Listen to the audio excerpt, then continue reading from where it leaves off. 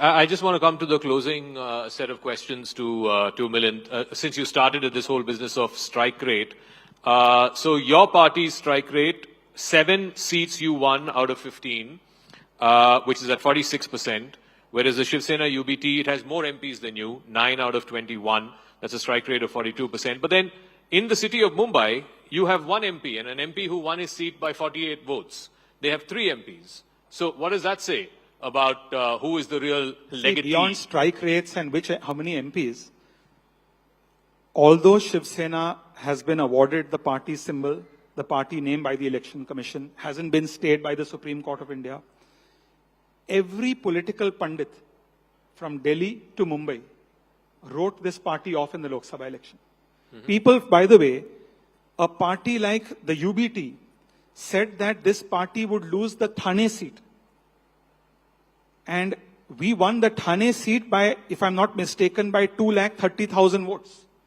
In Worli, by the way, an interesting statistic which very few people in the media know. Worli, where Aditya Thackeray is an MLA, he came in 5 years ago with the promise of making it A++ Worli. In speeches, his cadre were telling the public that we are going to give a lead in the Lok Sabha election of 40,000 votes to the MP candidate. You know what their lead was in that constituency? 6,000 votes.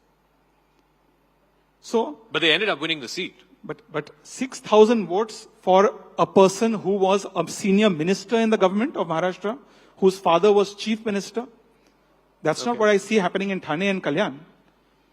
So clearly, talk is cheap. Action is very, very difficult to implement. They had the power for over 2 years. They could have brought transformation to a constituency like Worli.